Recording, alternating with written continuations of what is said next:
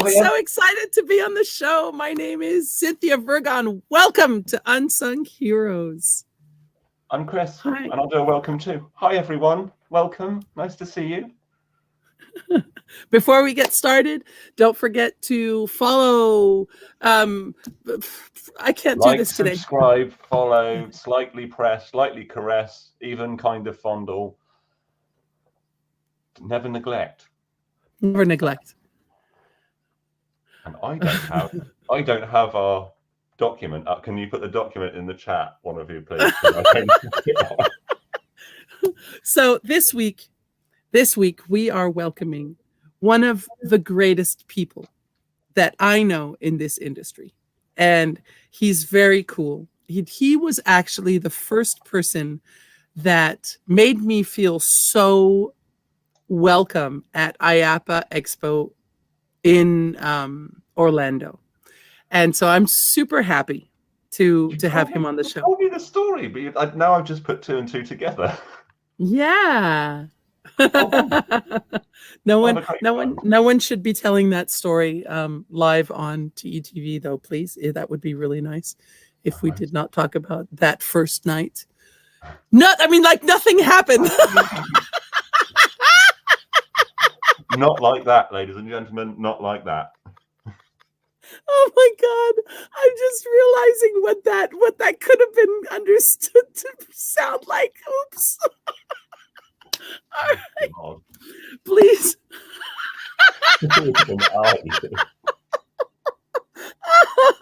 Oh my goodness. I knew that this was going to be a very fun show, and it is definitely starting off as a great show. So everyone, please tell us where you're calling in from.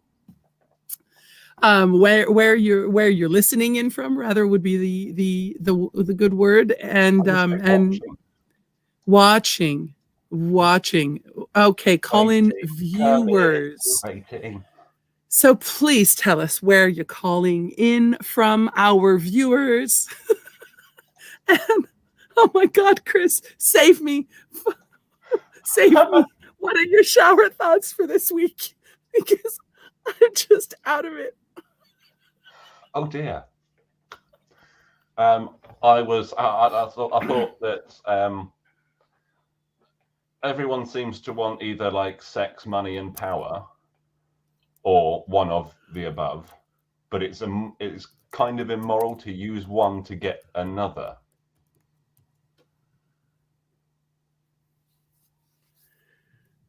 Or considered immoral. Considered immoral. But people do it. Yes, definitely people do it. He definitely didn't use sex to get power, though, did he? And then who knows? You know that film, The Ring. Yes. With the VHS tape. Yes. I thought if that crazy little girlie made a TikTok, she'd get way more people. That's true. Than just sharing like a VHS tape. And then, is burying ladies with boob implants considered polluting the ground? You know what? I will tell you this. I think that they remove them. And Kelly, our co-producer, our producer, has just confirmed they do actually remove them. Can you imagine that? Do you know how? I never knew. Do you know how they know that the woman has implants? I don't think I want to. We're talking about boobies, knockers, and everything. This is my theme. So you can. This is my theme anyway. Why do we always talk about boobies and knockers? Anyway, you can tell. Yes, my battle cry are my boobies and knockers, and I am Cynthia laden with innuendo. Holy crap. Okay. All right.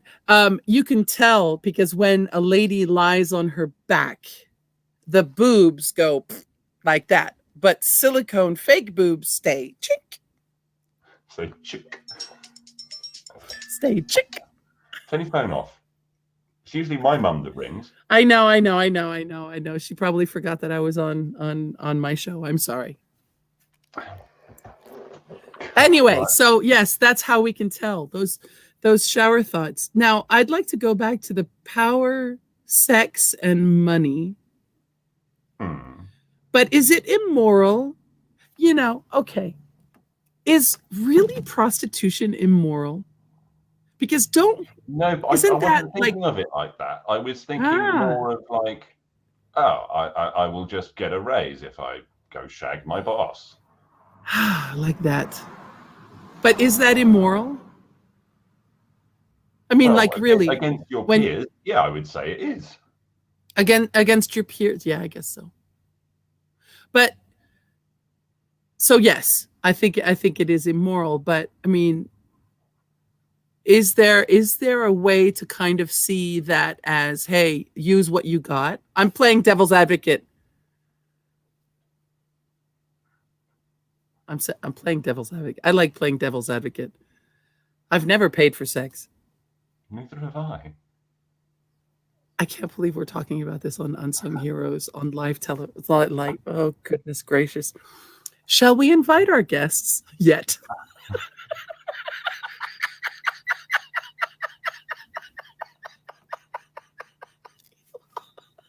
You lost me. Oh God. Okay, let's invite our guest. I think if we bring in our guest, we will have a little bit of sanity in this craziness that we are. Sure? I'm hoping so. So, or maybe not. I don't know. Yeah. Anyway, I'm not going to use the word intro. Yes, thank you, Julien Causeret. See, now that's why I couldn't just take over and introduce him for you, because I can't say French names. You can't say the name. Julien is our guest. Julien Causeret is the coolest, nicest. Oh, I love him to pieces. He's adorable. And I'm so happy that he's on the show. And he's so cool. And he just has, anyway, I just love him. He is I'll let him tell y'all what he is and what he's doing. And let's just bring him on the show because he's just so awesome. And I want to share him with everyone. I love you too, Cynthia. Hi, Chris. Hi, Julien. Bonjour. How are you? Oh, we've gotten off to a bang. Let's put it that way. Yeah. I knew it was going to be a great and very fun show. So thank you very much for having me. That's great. Ne change rien. Exactly. This is one of our ne change rien is one of our staple comments that actually one of our guests, Céline Germain, told Chris ne change rien because he was being his crazy self and Ne change rain. Don't change anything. Yeah. Ne change rain. That's what it says. Ne change rien. Stop it. Ne change rain. Don't try. Don't try. Rien. If I try and do a French accent, it sounds racist, so I won't do it. I can try to make French accent if you want. Je peux parler français avec l'accent britannique. That was maybe an American accent in French. No, Britannic, yeah. Britannic. Mm. Yeah. And then in English, like this with a French accent, it's possible. I think I am better than you, donc you can't compete with me. You can't. Yes, but your English is pretty good, Julien. So it is my French accent in English is much more characteristic of the French accent. I think. This is true, but don't you think we will lose a lot of people if we speak during 1 hour and maybe more? I don't know. I think we will lose a lot of people. We will lust. Yes. That was a good one. I hope you did that on purpose. Of course.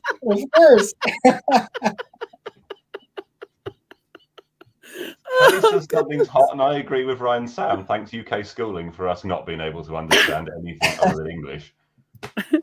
Kelly thinks that your accent in English is hot. I don't know what to say. But we love, I mean, the Anglophones love accents everyone loves an accent in their own language. Everyone, tells me when I speak French, I have a little accent. And when they realize that I'm American, Right. they,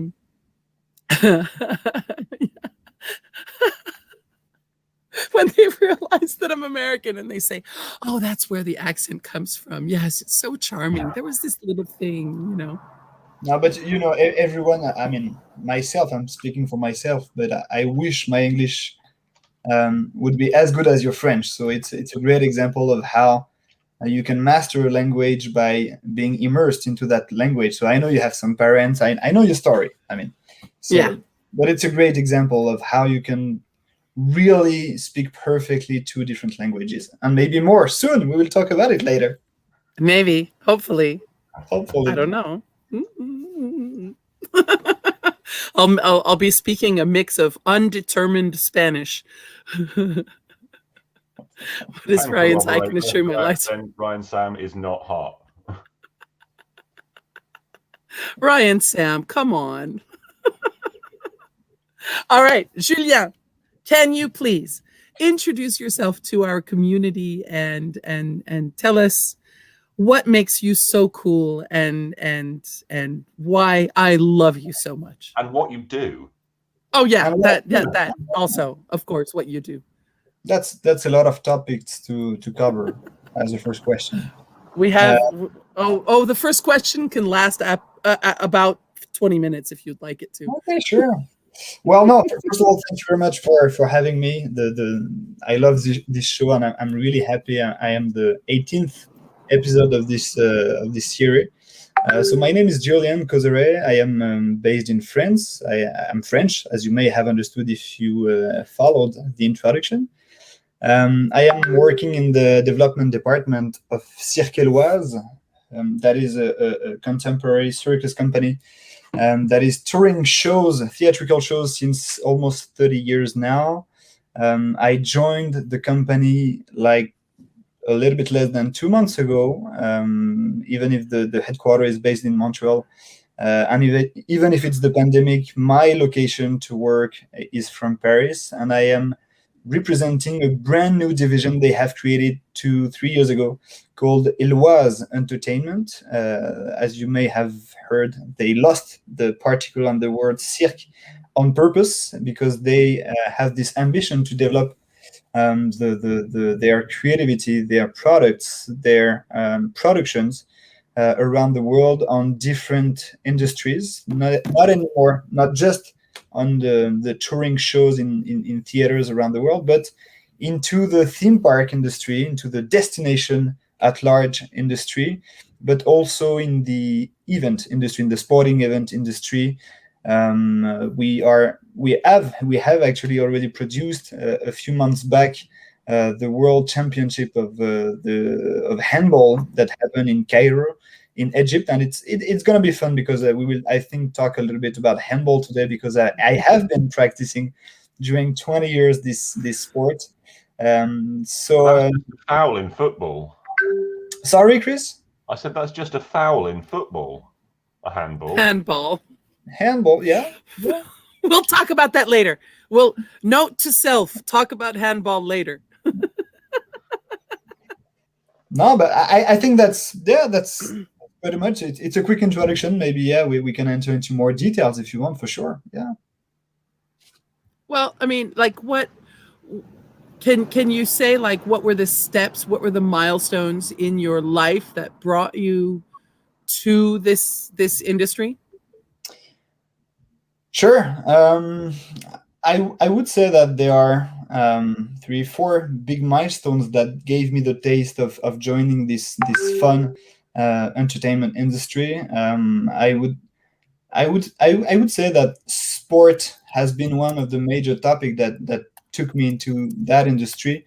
But indeed, the word milestone is well chosen, Cynthia. I would say that my first connection with that show and themed entertainment industry was in 1992 when I first saw on TV the opening ceremony of the World Football Championships, the World Cup actually, that happened in France, and it's very funny because years after I knew, I started working for the company that did produce this show, as well as others that I saw. For example, in 2000, when I was 10 years old, I went to the Futuroscope Park, that is a theme park in Poitiers.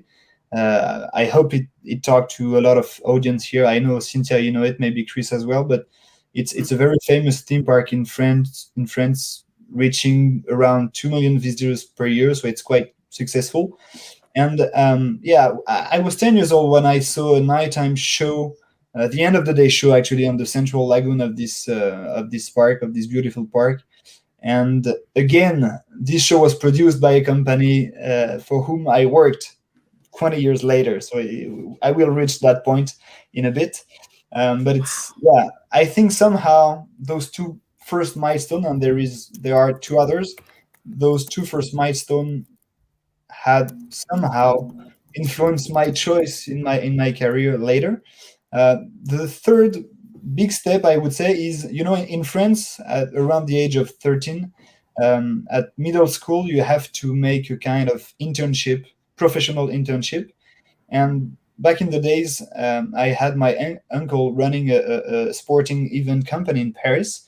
By the way, I come from Dijon, we can also talk a lot about this topic, the Dijon, between Paris and Lyon in France, the famous for the mustard. I'm sure a lot of audience know that place. Dijon mustard. Dijon. The yellow one. Yeah. Dijon. The spicy one, not the sweet one, please. No, the Dijon mustard doesn't make spice. It doesn't make the sweet mustard, does it? No, definitely not. I know in the US there's a lot of sweet mustard, yellow, so it's not the same at all. Other topic. I mean, I hate all mustard, so come on. That's because you haven't tasted the right mustard. That's the point. It's all foul. No, it's not. If there's mustard in a sandwich, I'll throw it away. I'd rather go without. No. Okay, but a little parentheses, because we love parentheses in Unsung Heroes. When I first came to France, I asked you would go to the boulangerie, to the bakery, and the Bowlingery. Yes, the Bowlingery. Anyway, and you could. I was a student in Strasbourg, and you could go to the Boulangerie and ask for a sandwich. And I like tuna sandwiches, but I always found them totally not tasty. Like, they weren't tasty enough for me. And so I said to the lady, "Can you make me a tuna sandwich the way I like it?" And she was like, "Well, what do you like in it?" And I said, "Well, tuna with mayonnaise, and then slab on some mustard on the sandwich." And she looked at me like I was a fucking alien. And Julien, I'd like to hear being from Dijon, I'd like to hear your opinion, because every single French person I have spoken to says to me, "Mustard on a tuna sandwich? Are you crazy?" And I think it's awesome. You know what? I have the right answer. Mayonnaise, the basis of mayonnaise is made out of mustard. So my answer, mustard and egg white, isn't it? Yeah, but you can make mayonnaise without mustard. No, you can't. But the white one, the industrial one, yes, you can make it without mustard, but it's a bad one. They put add-ons into it, and you don't even know what they are putting in it. My point is, with tuna in a sandwich, you have to put some mayonnaise, definitely. Yes. And Yeah. end of the topic. And into the mayonnaise, there is some mustard. So yes, but if you put just only mustard on tuna, I know, that's disgusting. yeah. Yeah, I agree. So it's like what you're doing, Cynthia, is just making a stronger mustardy mayonnaise. Yeah. Which, in my opinion, you should probably be shot for. But like, because I like my partner David, he loves mayonnaise. He puts mayonnaise on pizza. It's like to me, it's a war crime. But never mind, he does. So I decided that I would make him some homemade mustard. So, not homemade mustard, homemade mayonnaise. So I went and got mustard and eggs and oil, and spent what felt like about 4 hours whipping this thing, trying to get it to like go. And then all of a sudden it did. I was so pleased with myself. I tasted it and I was like, that's disgusting. Like, I almost genuinely vomited. But I went in there, I was like, Bubs, I have spent the last 3 hours. I did one batch, I threw it away because it just would not like go together and happen. So I threw that away and started again. And I literally about 3 hours, my arms were killing me from the whisking. And I walked in it and he tried it. He went, yeah, it tastes all right. Quite like that. I'm never doing that again. So my hatred for mustard and mayonnaise continues. Oh my God. So Ryan Sam's comment, bring back up Ryan Sam's comment, because yeah, we need to discuss this. No. Absolutely. Mustard on hot dogs. That is so the way you do it. No, you don't. And yes, hot dogs are a sandwich, right? Yeah, they are.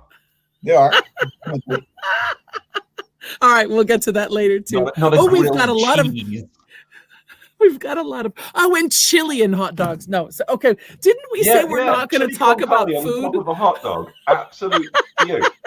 Then cheese on top of that. Get in me, love it. Yeah. But that's a proper hot dog, not like a New York street corner hot dog. Ryan Sam, fried onions. Yes. No, they don't belong on it. Yeah.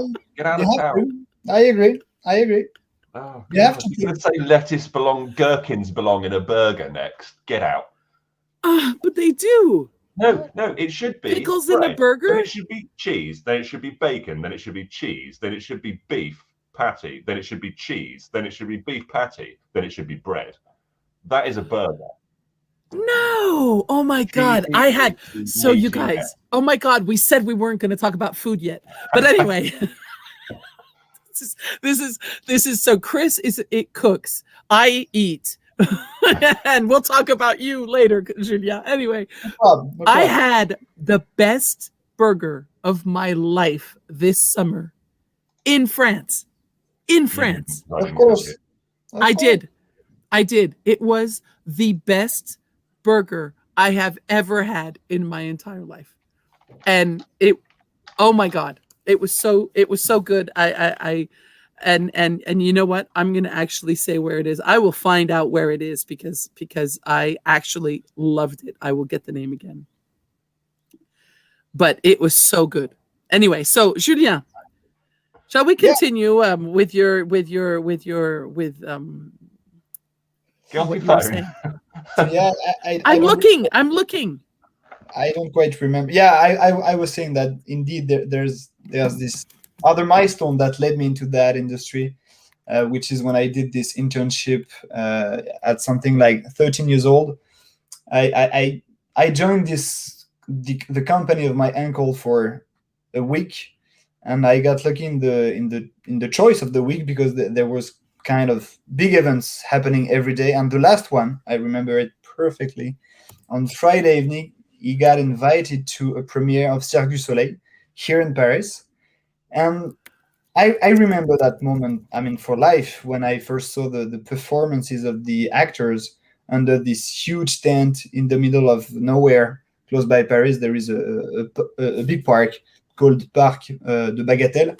And this big, beautiful tents with a lot of lights and colors and a lot of crowd going there, a lot of famous people as well. And I was 13 years old, so of course I was amazed about that moment.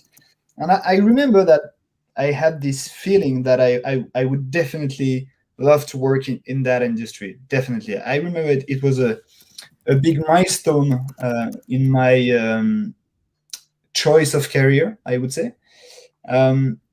There is another one.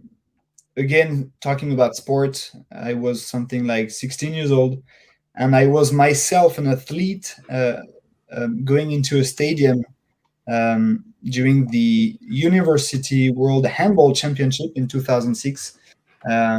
It was the World Championship happening the first time in history in France. It was in France, and it was in Limoges. So it may not talk to everyone, but it's not a very exotic destination. Anyway, it was home, I would say. So I got lucky to go into the stadium and live from the inside the opening ceremony of this small championship, I would say. And again, I was like, it's really the kind of atmosphere I love, and I should focus my professional attention into that area. So step by step, I started focusing my efforts to go in that way. And there may be a fifth reason, but I would lie if I'm telling that it has influenced my way to go there. I remember I was very young, actually, less than 10 years old. My parents have booked a circus summer camp in Dijon, close by my place. And during 1 week, I was forced to practice jungling and walking on the steel cable. And at that time, I was a heavy little boy, not really comfortable with balancing my body on a string of steel. The walking. I don't know the name in English. Funambulism. Yeah, tightrope. Yeah, that's it. So I would lie if I'm telling that this is for my skills, my artistic skills, that Cirque Éloize has chosen me, because it's definitely not the reason why. But yeah, my first real experience into themed entertainment is when I joined in 2013 ECA2, a world famous producer of spectacular shows. They did beautiful stuff, like I said, for the FIFA World Cup in 1998, the Futuroscope nighttime spectaculars. They did it during 15 years in a row. And more recently, during the almost 10 years I worked with them, I really had the chance to travel the world into the theme park industry. I had the chance to visit more than 50 theme parks through the IAPA. You mentioned it, Cynthia, during your fabulous intro. And I got rambling to discover that industry. And to discover Cynthia. I mean, she is quite the discovery. She is, yes. So yeah, that's I would say my first starting point in that industry was when I joined DCA2, and I got lucky to experience this world and to find my real passion about shows. I had the chance to travel the world and discover different type of experiences, theatrical shows, nighttime shows. We did produce quite a few with ECA2. So yeah. Sorry. I'm no longer calling in from my parents' really, really stuffy office where I was always hot and always like. And here you are, still flustered, sat outside. I'm still outside. Yes. I'm still like getting. I'm 49. Excuse me. I'm not, so no. All right. Okay. Yes. All right. Okay. Chris, your question. Okay. Go with that one. Go with that one, babe. Are we here? Are we present? We are here. We are present. We are here. Not sure. We are here. We are Julian's already had enough of us. That's not a beer. Yeah, that's not a beer. How come I'm drinking a vodka tonic? Sorry. Jeez. I do have Oh, it. Sorry, really? That looks I like didn't water, open it yeah. yet. It really is a vodka tonic without ice. Without ice, because I don't have any fucking ice in my house. Damn it! Oh, he just popped open a beer. I heard it. Cheers. Oh yeah. So what are you drinking tonight? What is the beer? Let's is it a local beer? Sure. Am I really authorized to make some advertising? I don't know. I guess We can say other beers are available. other beers are available. This is called BAP BAP. I don't. It's weird. Yeah. Bap, bap. Okay. Back points plume. BAP BAP. Yes. It's produced like next door, Rue Saint-Maur, 11th district in Paris. You can drop by. We will grab a couple all together. You are all warmly welcome. And it's the brewery is actually in the street, in my street in Paris, so it's quite convenient to live downtown. Yeah, it's a great next to a brewery. Cheers. Yeah, that would kill me. Cheers, Julien. Cheers. Cheers, Chris. Salut. Cheers, Kelly and Sarah, our producers. Oh, salut and salute and all of those ones. Yeah, I cheers. don't know what it is in Salut. Arabic because they don't. Drunks. Unsung Heroes. Sounds good. I love it. That would mean we would all have to be singing as well. Oh no. We're not doing that. We're not doing that. I really, good. At some point in my life on the board of the TEA EME division, I would like to organize a Sate Ioki because I think that would be so much fun. I mean, have a word with the president-elect and we'll make it happen.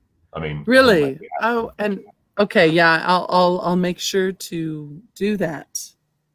ASAP. I'm always up for karaoke, and just everyone's like, "Oh no, it's all really embarrassing." I was like, "That's the point. It's supposed to be." Yes, exactly. Because Chris is our president-elect for the TEA EME I know. division. Yes. So we're very excited about that. Anyway, all right, Julien. Sorry, yeah, I was going to ask you a question, Julien. What are some of the challenges that you've had to deal with, and whether they are work ones or personal ones, like what ones that have helped form who you are now? I would say language. Mm-hmm. I would say language. Actually, we talked about it, Chris. When I started my career, I mean, I never really had the chance to travel the world before I really started my career. And I thought I knew how to speak English until the moment I started talking English with real people and not teachers.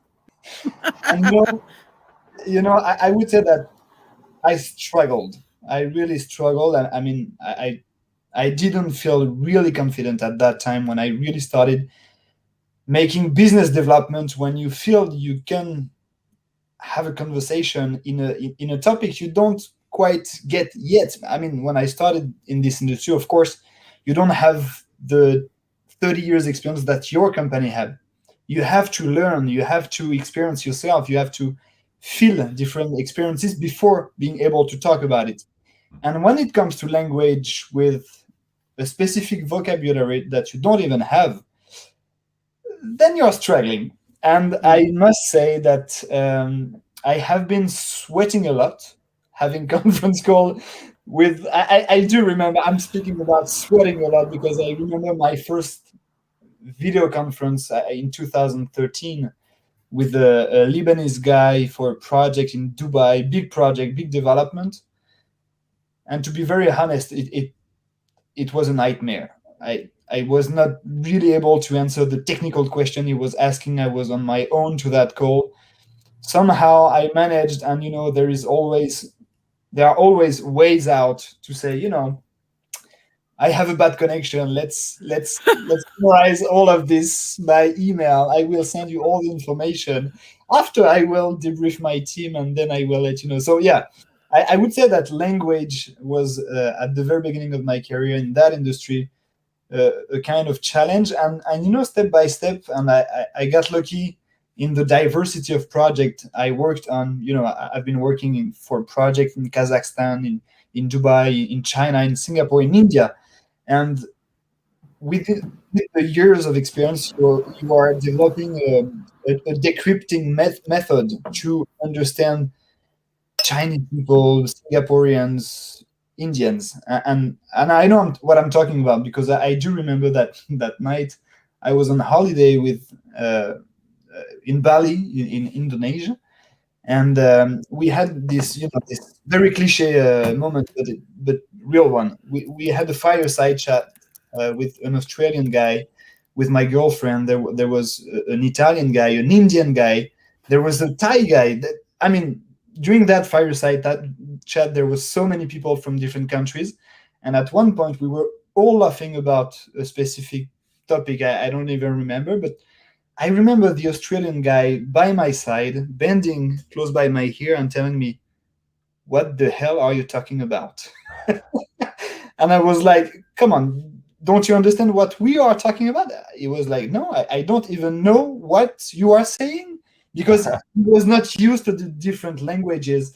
And my point here is to say that with the years of experience traveling and discussing on projects here and there, you are training yourself to talk with different cultures and different languages. Even if it's in English, you have to train yourself to understand that. So yeah, it started with English, with real English people, and step by step, I had to face different language challenges by speaking and talking with different cultures. And that's also what makes my job very interesting as well.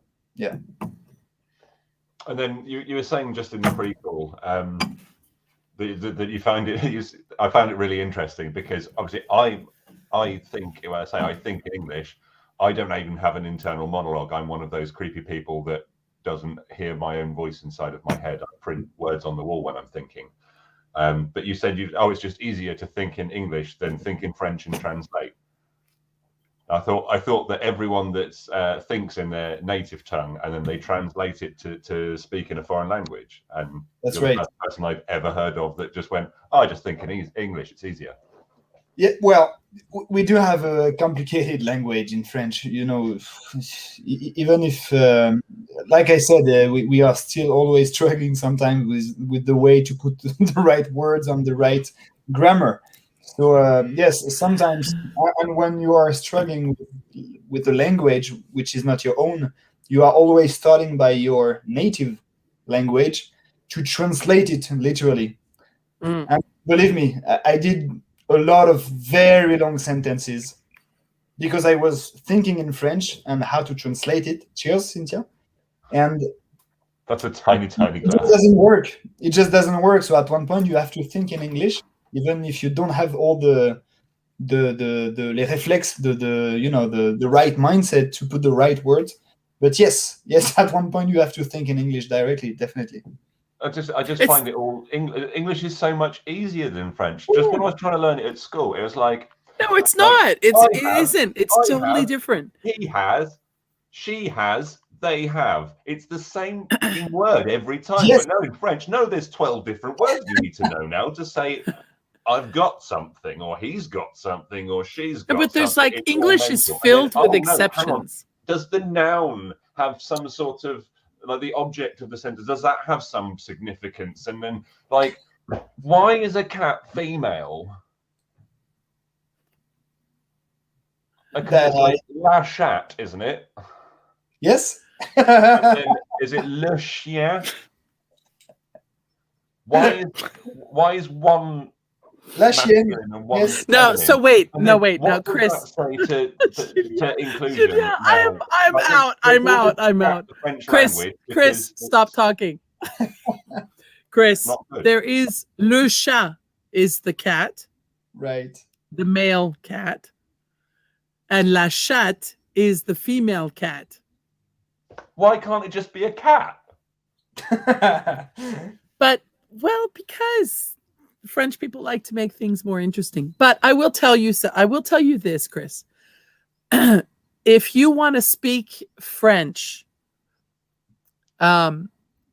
without paying attention to grammar or to the genres, the female or male of the words or the conjugations. French is much easier to speak than English because English is so filled with so many exceptions. And unfortunately, Americans and English alike are not used to people making mistakes. And so they don't connect when people are making mistakes.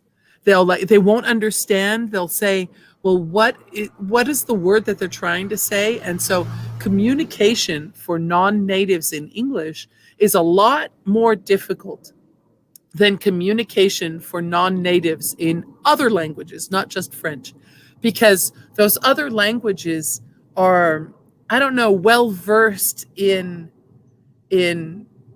speaking a different language and understanding how that language works. And it's a cultural question. And it's also,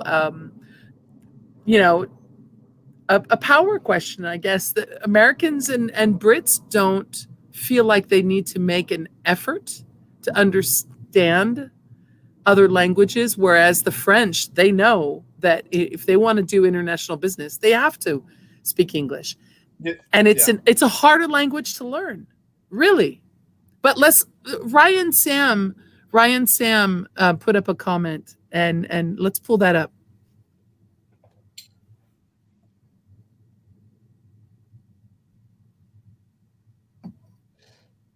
Ooh. Well, I'm dyslexic, otherwise I'd read that out for anyone that's listening. Oh, okay. So I will read it. As someone as well-traveled as yourself, do you feel you are some of all your cultural experiences, or do you feel yourself as more solely French?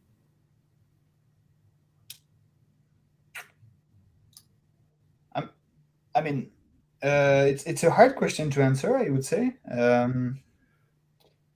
Like I said, I got lucky to travel the world with this professional experience, and I would say that yeah, my French DNA remain as part of my brain. I mean, I'm always very interested in sharing cultural differences, and when it comes to Asia, for example, it's true that there are a lot of differences with Asians.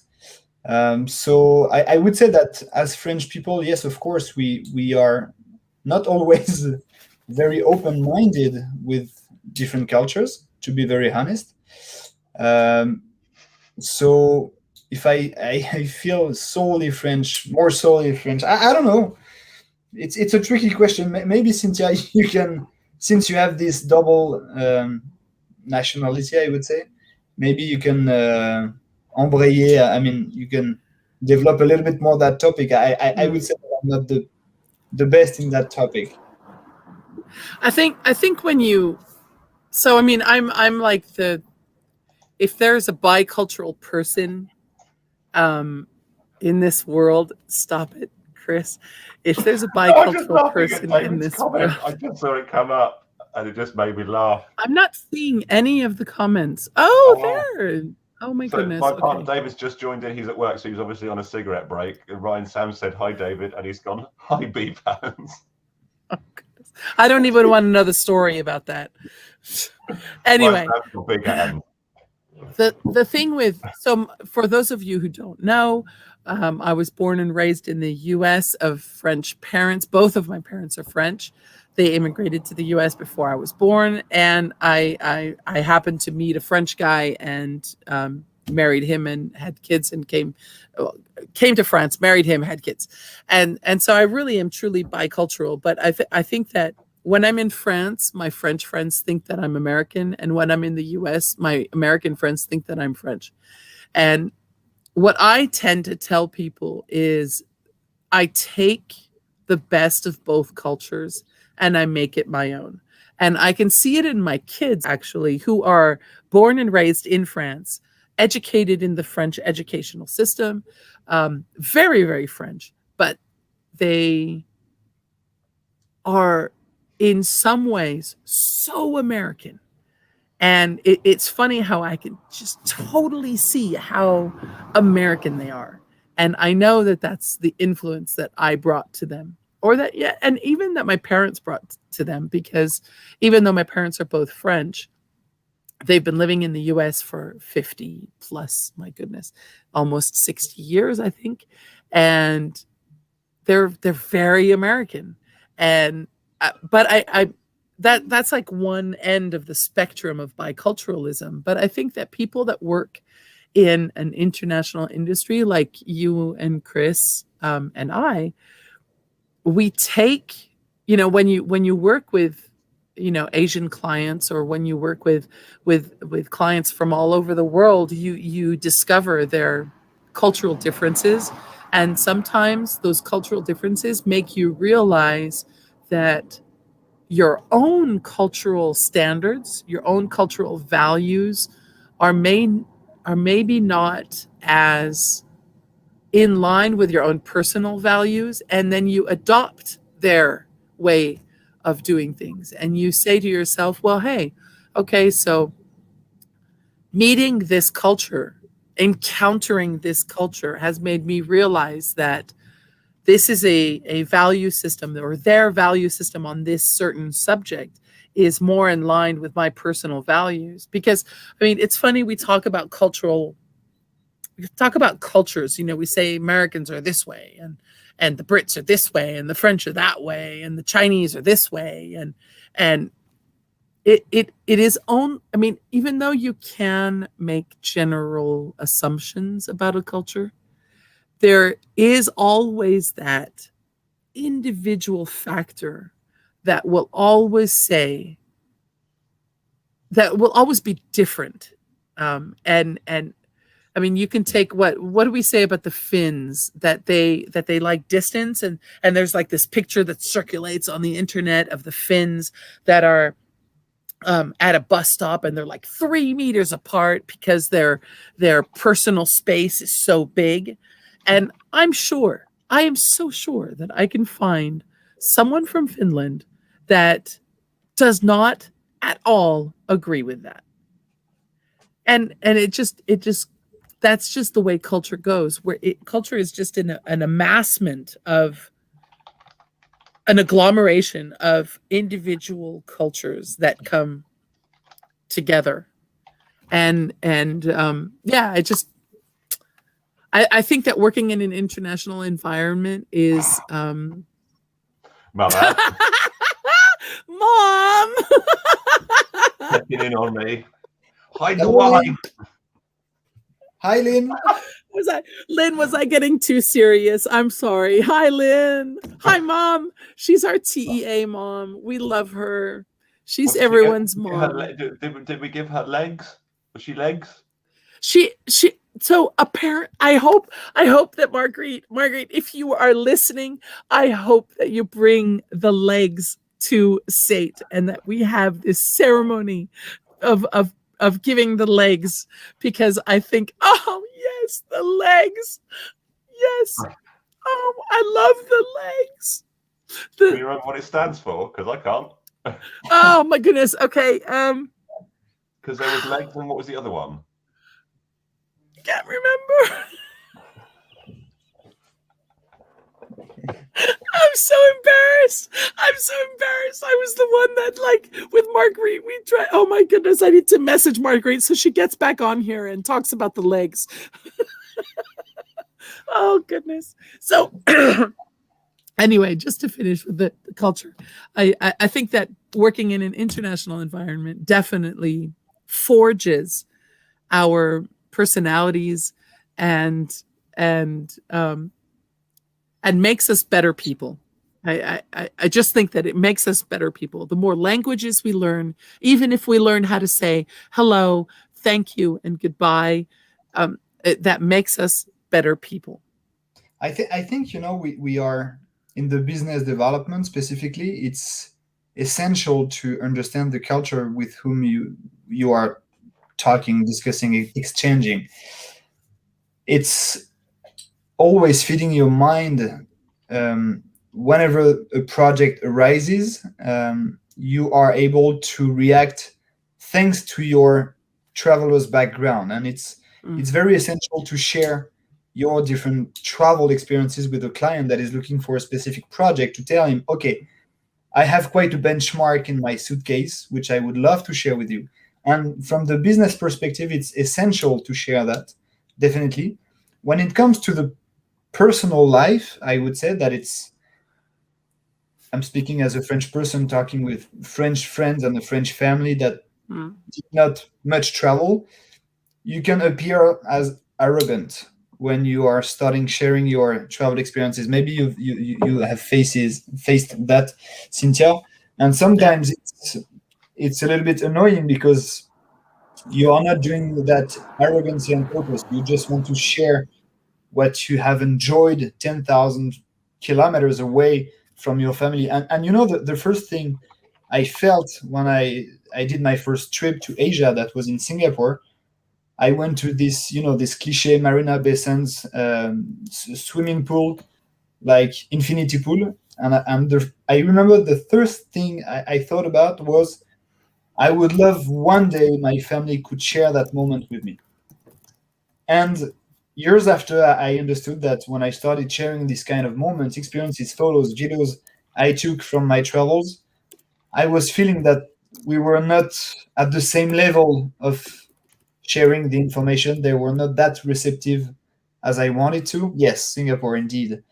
And somehow, years after years, traveling become, for your friends and your family, traveling become like normal, and they just don't talk about it anymore. While still, anytime I'm traveling, I feel lucky, and I feel like my eyes are seeing new things, and I'm always amazed when I'm boarding a plane. Even if I took 50 planes a year, it's a chance, and I know it's a chance. What's very important is that you always remember from where you come.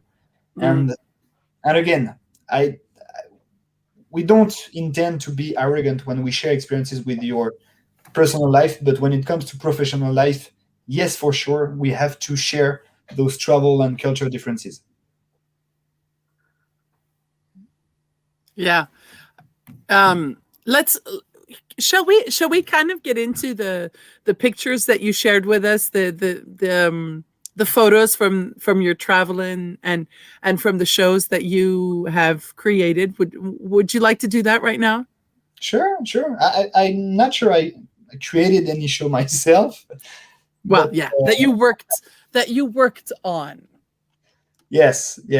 I would say that. I for sure. I don't even remember quite well the one I've shared, but yes, like I said, within my different trips around the world. Yeah, let's take as an example this one in Dubai, La Perle.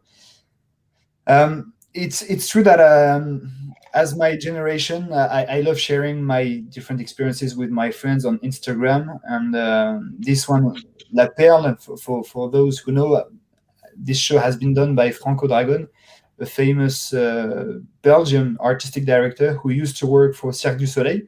He did beautiful, spectacular shows in Las Vegas, and that show, I did see a few spectacles from him. House of Dancing Water in Macau. This one, a few special events he did in Dubai as well. The Lido show in Paris as well. And that one, I must say that it's really spectacular, not just because they put so much money into that beautiful jewel, which is what I wrote in French in that post, but the way they put together the technologies with the stage design and the storytelling. I mean, you are just transported into another world. It's even if with my eyes that know this kind of shows, I was amazed by how the performance was great, how the water comes to life into that show. The scale of the show is spectacular. It's almost the audience is not at 360 degree, but still you just feel you just lose the scale of the different multimedia effects and the performances, the different mechanical elements that are getting down in the middle of the stage and getting out of the water. So that's such a production that I would highly recommend if you are visiting Dubai. And yeah, that's a one of a kind, definitely.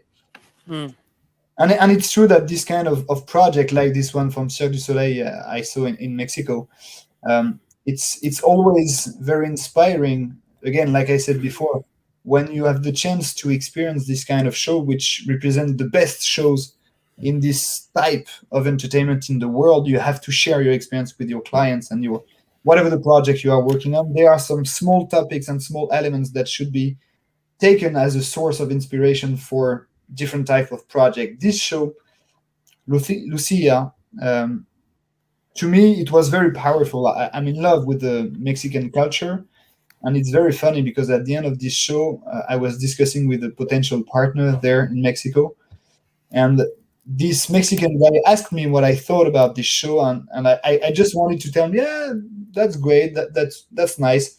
And it happened that I started writing an email to him step by step, topics by topics, explaining to him why this show represents to me Mexico in its entirety.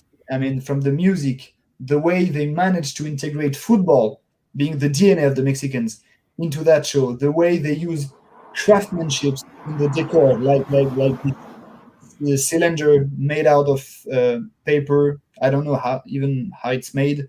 The costumes, the makeup, I mean, there were so many topics that to me reflected Mexico, even the food. I mean, there was a sequence which I remember was inspired from the tacos over there, which is, of course, world famous for tacos.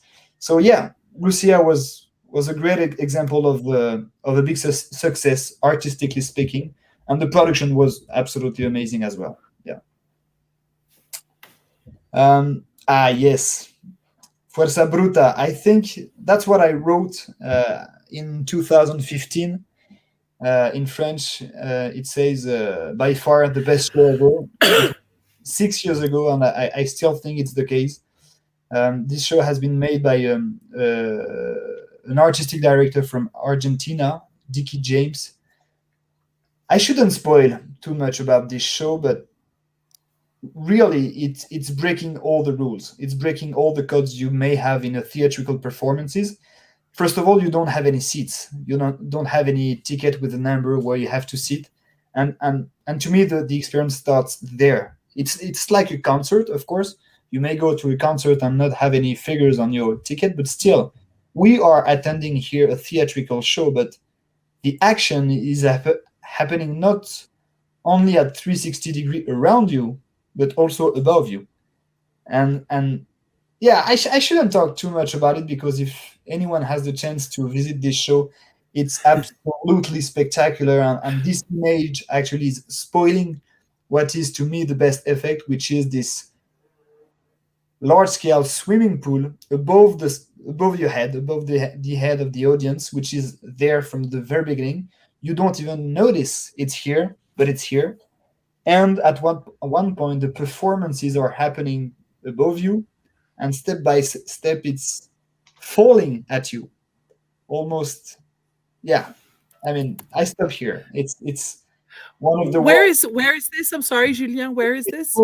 I saw this in New York, but it's a touring show. There is no residency for this show. What's the name of the show again? Fuerza Bruta. It's written right under my Instagram. Okay. Name. Fuerza Bruta. Yeah, okay. So we haven't asked Julien for his Instagram handle, because it's literally on screen, Cynthia, and just under that it says exactly what it is and where he took the photo. All right. I do not know how to use Instagram very well. Okay, I'm brand new on Instagram. Wow. Give me a fucking break. Okay. Check out these social medias. My mum's watching. What's your language? Give me a break, darling Chris. See, mummy, I can be good. Sorry. All right, next show. Yay. Sleep Okay, no no, more. I'm done. I'm out. That one, Cynthia, is a residential. The permanent show. So sorry. So Julien, Chris does not like masks. Chris has a like visceral fear of masks, and this is why he has left, because we did not tell you that Chris does really have a and this is why I'd like to pull up Lynn's comment, because this gives an intro to the kind of mother that Lynn is, and I love her for it.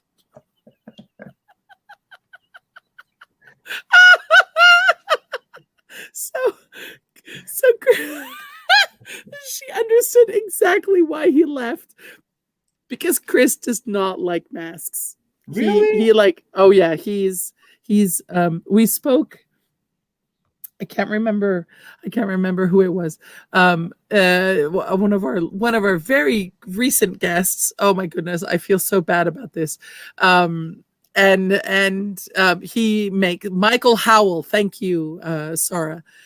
Michael Howell makes masks, and this is where Chris actually shared his fear of masks, and so yes, this is why Chris has left.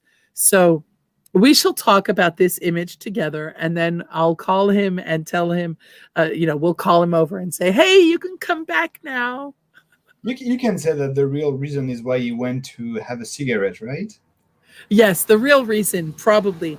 No, he really does not like masks. Like, Okay. Seriously. Just move on. No, but I want to hear the story of Lynn. Lynn. Oh my goodness. Lynn is my British mom. I love her. She's adorable. She's the TEAEME's mom, actually. Anyway, love you, Lynn. Yes. So tell us about that mask picture while Chris is gone, probably smoking a cigarette to calm down. Sure. I will be quick so that we can move on. Yes. Sleep No More is actually, I think, I'm sure a lot of people know about this, but it's probably the number one immersive theater experience in the world. I mean, it's a permanent show that is in the McKittrick Hotel, which is owned by the company that operates this show, happening every evening. It's actually a 7th floor experience where you feel really privileged as being part of this hotel experience. You just enter in a hotel to go in a bar, enjoying a jazz concert, and at one point, at a very specific moment, the hosts are grabbing like groups of 10 people, 10 by 10, putting you in the elevator and getting out across the 7 floors, which are all themed by different decors, atmospheres. There's just a few technologies just to make some light ambiances, but within those floors, there are of course some live performances, live actors acting weirdly sometimes, acting like beautiful dancers sometimes, and there are some specific milestones in the experience, specific climax in the experience where somehow they manage to gather the crowd at specific locations to enjoy small shows of 5 minutes with a lot of blasts of lights and specific shiny costumes. And yeah, the experience is about 2 hours. I can't spoil too much as well, because the final sequence is really spectacular. It's a real emotional experience, and I would say, sometimes, not sometimes, but always in the industry today, we are hearing stuff about immersive experiences here, immersive experiences there. No, I mean, the only real immersive experience is Sleep No More, because they don't need any technology, any video projection mapping on a wall to make an immersive experience. This is another world. This is really another step forward into the experience, into the immersion. So yeah, Sleep No More, number 1, definitely. Wow, that's an impressive comment there. Mask No More, Sleep No More. So Masks No More. Sleep No More is number 1. All right. With Forza Bruta, to me, these are the best 2 experiences I had the chance to enjoy in my life. I didn't work on those, Cynthia. You said that before. I just want to correct that. I just had the chance to live it, to experience it. And when we said before that when it comes to discuss with clients about what is immersion, then this is the kind of benchmark we as professionals have to tell them, and stop telling them that a box with video projection will be an immersive experience. Okay, it could be, but it has to be very well done. I don't want to say bad things about specific attractions or whatever, but there are different levels of immersion. Yeah. I mean, it's a buzzword, immersion. Welcome back, Chris. The masks Honey, are gone. darling, I are was you notified okay? The masks are gone. Yes. Did you? That's the other one. Yeah. Did you go smoke your cigarette? I did. So yeah, your mom Haley's didn't. scared of clowns, Mum. I didn't think she was scared of masks. No, she didn't know that you were scared of masks. Yeah, she didn't. She probably didn't. Well, there you go. She was off on a business trip when I became scared of masks, and because she was away, I stayed up late and I watched Scream, back in the 90s, and I was probably too young to watch it. And literally the next evening, my brother's friend, my brother Tim, and his friend Richard, Mum. Richard came into the room wearing into my room where my computer had its back to the door, so my back was to the door, and he came round next to me wearing a Scream mask, and like it put the total fear of God into me, having just watched Scream, and I shouldn't have for the first time. And then I didn't think much of it. I was like, that was terrifying, but never mind. And then a couple of years, well, not a couple of years, probably about 6 or 7 years later, I was at Thorpe Park in October, and I didn't realise that they were doing a fright night because they were only doing it in a portion of the park as a test, and they had people jumping out of bushes with masks on. And because I was facing down the pathway and I was talking to my friends, and because I'm tall and I've got long legs, I tend to walk ahead of people. And because I want to walk faster and make them hurry up. And I was looking over my shoulder, and I turned round, and there was someone wearing a Scream mask in front of me that had leapt out of a bush somewhere. And with all of my might, I punched that person because I was so scared. I was like, ah, bang! What have I done?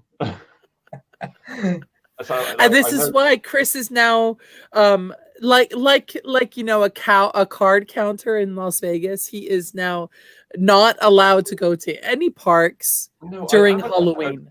But I said to them, I said, can you call your supervisor? I'm really sorry. Like I had no idea that this was going to happen, and it turns out I'm utterly terrified. And I don't now. I'm like watching my back. Like, don't jump out again. I just don't want to hurt anyone else. He had a bloody nose. He took his mask off. He had a bloody nose and everything. I felt so bad. And I was like, you need a warning system for your actors. And then the next time I was there at the same time of year, I was like,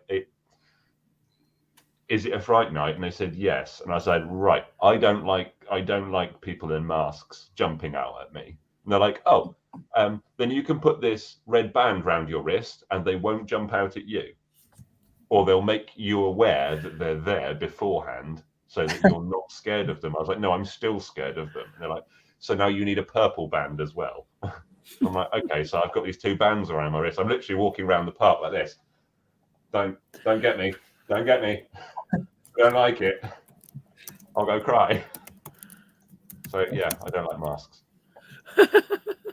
Oh as your mother has so well commented. Yeah. So again, I said I'd do a horror experience in Dubai, and it was the most harrowing thing that I was about. I think I was about 11, maybe 12 or 13, but it's something like that. And I was like, let's go, and we're in this like arcadey bit, and I was like, let's go and do the horror-y thing because it can't be that bad because they'll only be in makeup, and that's okay because I can see their expression. And they were all in masks, and a man just revved the chainsaw out in front of me, and I bolted throughout the whole rest of the experience. It was supposed to be led by someone, and I ran, crying, screaming, like I thought I was going to die. Genuinely, it was terrible. bolted out for like just followed the path and got out to the exit, and then from what Mum said, she was then running after me, telling them to leave me alone, and they didn't leave me alone. They carried on chasing, and they all missed the fact that my big brother Tim was behind us. So then he was walking through the experience, making all of the actors jump as they turn around, and then there's this other little child there going, "Okay, what's going on here?" So he had the best time. Mum was trying to look after me, and I was just in absolute pieces. Horror me. Oh my God. Oh my goodness, that's crazy. Oh. Exactly. Tim had a great time, and then I think that like my brother and sister wanted to carry on, so I got left. I got left with Josh, one of my colleagues, and his wife Liz, and Liz looked after me, and Mum came and sat with us, and we were all being like, they were just looking after me, and I was still just shaking and scared and crying and couldn't stop. But Tim had a great day. I didn't.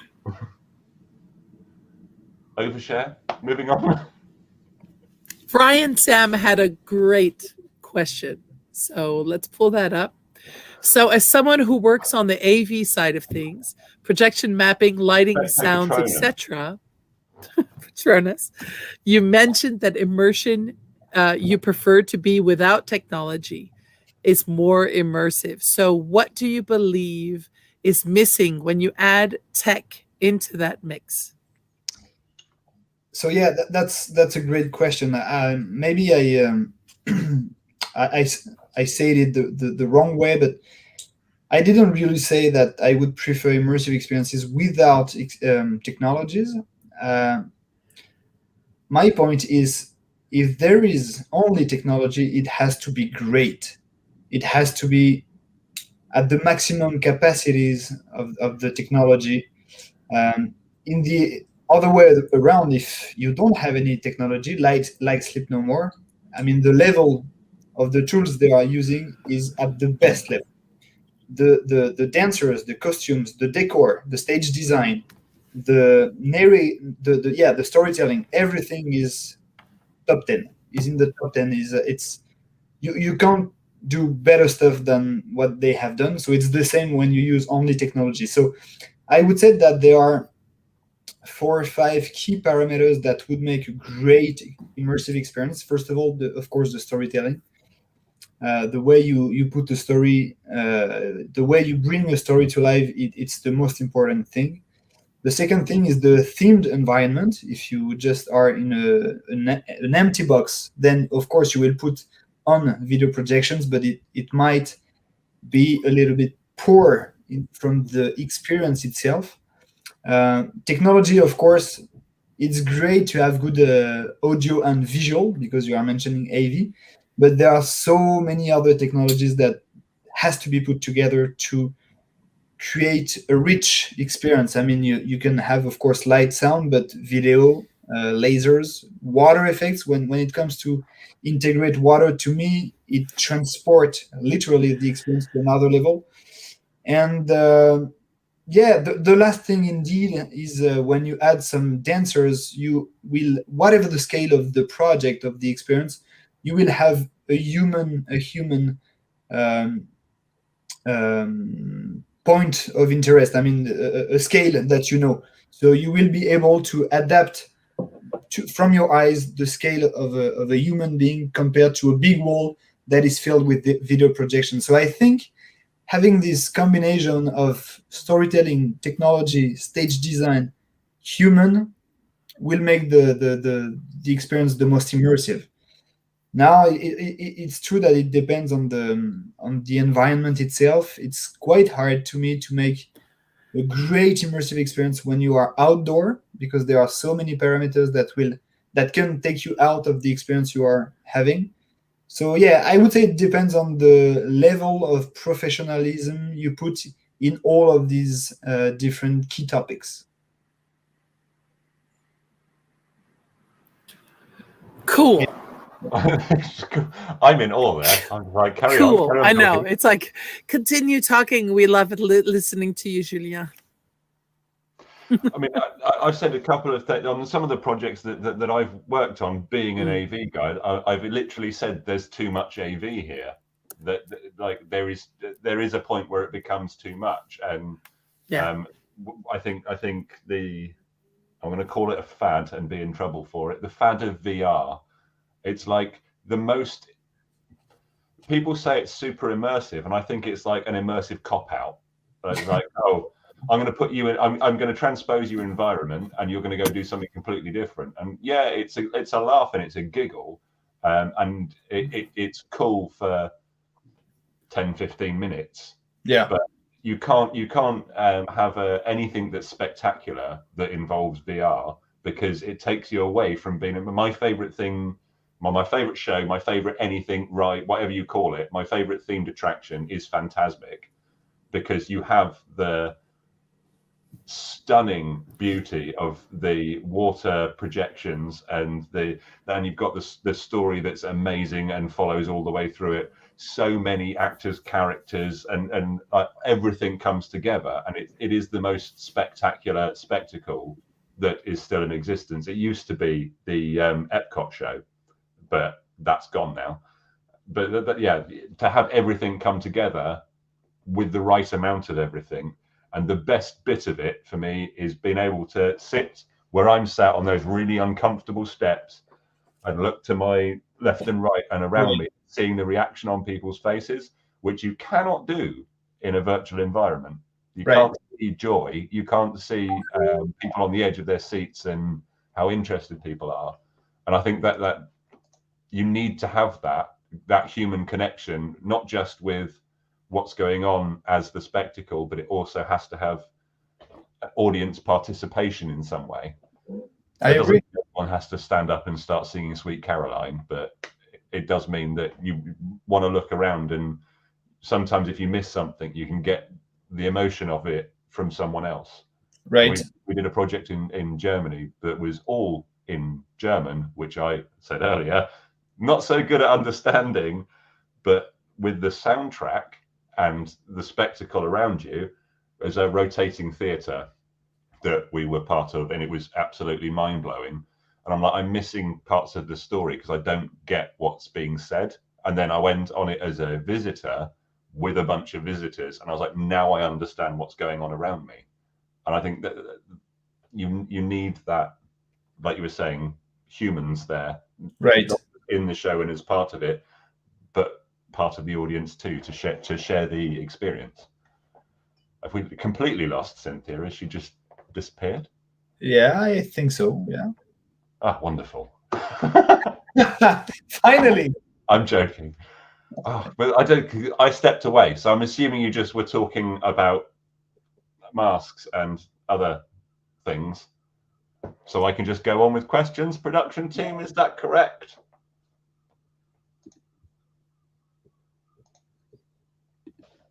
Right, sweet. Now that again, everything's good. So, of all of your travels and working places, do you have like an environment that was? I agree, Ryan Sam. An environment that was particularly challenging, and that could be something like weather, or I mean, you said language is another answer already. It could be weather, it could be culture, it could be something, but like an environment that you found specifically challenging.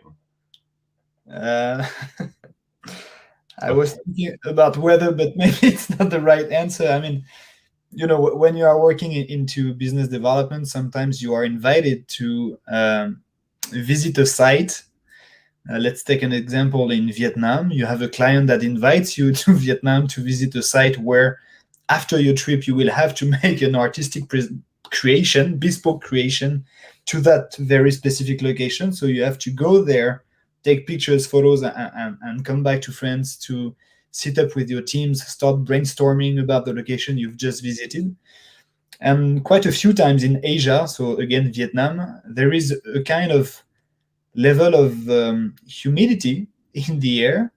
And again, since I'm a business developer, sometimes you are wearing jacket and suits, not suit and tie, because but having a suit, wearing a suit in a humid environment in Vietnam, it is not that convenient, even when you are visiting a ground under construction. So yeah, that was a challenge to visit that place and finish the visit being completely wet because of the sweat. So sometimes visiting a place, yeah. I know that feeling. We did a water projection show, and again that was a kind of spectacle thing in Malaysia, in Malacca, and I'd been sent out there to help solve a special effects problem, and the control room was sort of sunk in the bow of this pirate ship, and the audience was sat on the pirate ship, so you had to go down some stairs, and the mosquitoes there could go down the stairs, but they weren't able to fly high enough to get out of the room. So I went in to go and look at this control cabinet that was used to set off these fire effects, and came out within half an hour of me stood there. I came out and I had like 47 mosquito bites on my legs. Absolutely, like you said, drenched through with the humidity, with sweat. And I'm looking at this giant, pristine pool of water that's for all of the water effects and the water outside of the ship. And I was like, I'm going to get told off now because I'm definitely going to jump in that. I was literally, I took all of my phone. I was literally in shorts anyway, shorts and t-shirt, and I bought sandals the second day, like Velcro strap-on sandals, so that I could go in and out of the water without a problem and not lose my flip-flops. So I just jumped in, and they're like, "No, you can't go in there. You can't go in there." And I was like, "Why?" Because we're not allowed in there. The local Labour started off the project washing themselves every day. Right. And then they chlorinated it and got it all correct and as it should look, and then said no one's allowed in the water. And I'm like, well, no one told me. And like, oh no, you're fine, Chris. You're allowed in there. We assume you showered this morning. I was like, I assume I did too. It's weird, but I totally get. It's definitely a reality. It's definitely a reality when it comes to create brand new projects. You have to visit those fantastic places at the end of the day, but at first they are very dirty, dusty, and you are sometimes not really wearing the right stuff to visit that place. So it's a funny challenge, I would say. It's not that hard to go through it, but yeah, it's funny to tell, I think.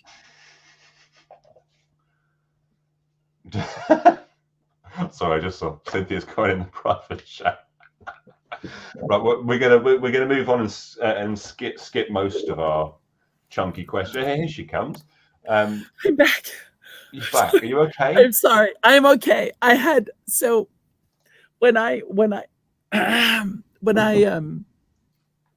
When I swallow something the wrong way, like when I choke on. Shut up, Chris. When I choke on something. When I choke on something, it doesn't go well for me. And on top of it, I have a cold, and so my throat is already very sensitive, shall we say? And I'm so sorry, but I had like this coughing fit. Pineapple juice. Kelly, is it pineapple juice that I should always carry in my purse? Kelly is telling my host. Our host is saying pineapple juice. So I have to carry a little thing of pineapple juice in my purse at all times. Is this the solution? Because this happens to me all the time. And if you can imagine this happening, the last time this happened to me, I was on a Tinder date.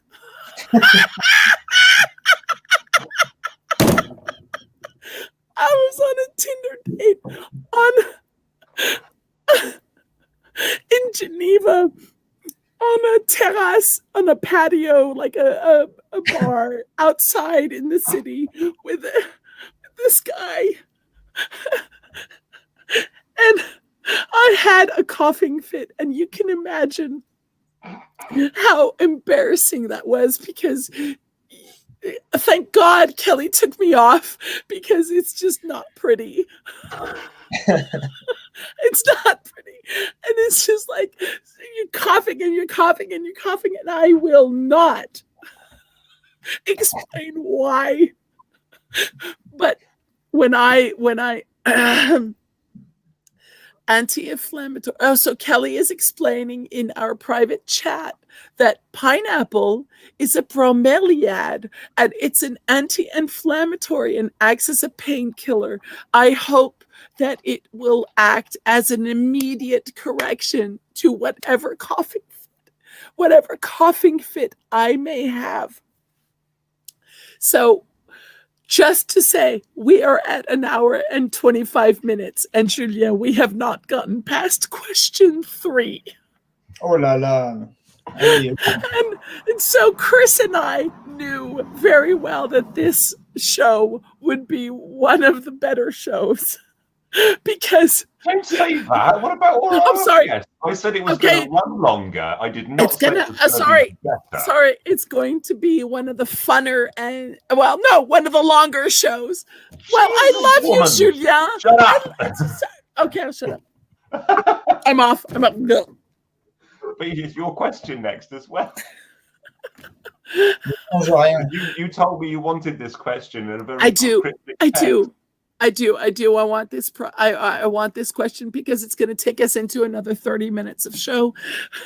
Oh God, Julien, if you could change something in this industry, what would it be? Food. That's the answer you are expecting, right? Yes, because it's what we talked about.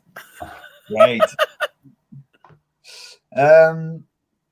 Yeah, definitely food. It's true that so industry, it's quite large to talk about this industry, not saying which one. So theme parks definitely deserve, to me, better immersive experiences. not really immersive experiences, but experiences, food experiences that is not just sitting into a restaurant to have some food and keep going with the other attractions. I mean, food experiences could definitely be attractions in themselves. So I would say that there are plenty of possibilities which you can find actually not really into the theme park industry, but much more into the retail and the mall industry, into the mall destinations. You can find these kind of beautiful food making areas where you can really go and deep dive into the bakers, into the cookers who are almost performing in the middle of the crowd. And I love the restaurants where you have the audience, the guest around, almost inside the kitchen. It doesn't happen that much for, of course, safety and clean reasons, but still there are some ways to offer attractions on the food theme. So I would say that the theme park industry deserves better food attractions. Yeah. But so Julien, so many problems with that though, because they would have done it already. If the problem with food in theme parks is you need to keep people fueled and working. Yeah, it is bad. I agree with what Mum and I talked about it going round. But the second that you make dining another immersive experience, then you need to book it. You need to have the timing there. You need to have the space there, and then you need to limit the menu so that you can volume cook it. And the trouble with, as we all know, cooking in volume means the quality starts just ramping down really fast. Yes. But that's so not true. I'm sorry. That's not true. That's what so that's what certain parks in the US say about the quality of their food when we go to certain major industry events in the US. They say that cooking for masses makes it not quality. But I'm sorry, but when we went to Futuroscope and they cooked for I don't know how many hundred people, and when we go to Europa Park, I'm sorry, but Europa Park, not to do any, advertising, but honestly, the food in Europe for masses is so much better than the food for masses in the US. It's like a fact. It's a fact. It could be even better, to be honest. It's true that you have to feed thousands of people a day, and having quality, and this is where I agree with you, Chris. To get the quality, it requires a lot of people, and from the operation point of view, it's true that it may be not that convenient from the revenue side and from the operation side to have, I don't know, 10 or 15 or even 20 people cooking just for a restaurant venue. It might be not very wealthy for the park owner, but still, I think there are some tricks that must be considered and that must be explored to improve that point. Definitely. It's part of your journey in a theme park. You will eat of course, one time at least, but sometimes two or sometimes three times: breakfast, lunch, and dinner. So at one point, it represents almost 2 hours, 2 hours and a half in your journey of the day. Come on, there are plenty of possibilities to make beautiful stuff and offer beautiful experiences for those guests. Definitely. I totally agree with you. I mean, I can suggest. What food would you have? I can suggest, definitely. Actually, Cynthia asked me to share a little bit of my personal experiences, so maybe it's the right time to talk about it. Like I didn't say it much, but I'm really someone that is interested in food experiences, and I love eating. Now, before you get started, I would just like to publicly say that I have not been invited to any of your evening events at your home, and I am publicly saying here, please invite me, please. I'm really nice to have as a guest. Please. Remember, I mean, Julien, you've met Cynthia, so you know to warn every other guest they need ear defenders. Yeah, I know how to deal with it. Definitely. And then little like the horse blinkers for when she has one of her coughing, gagging fits.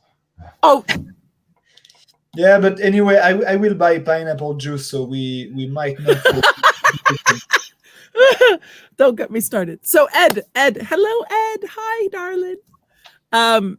Ed says, I find in some parks in France, for example, there's almost the expectation that food should be quick and not great, because it's the perception of what theme park food should be.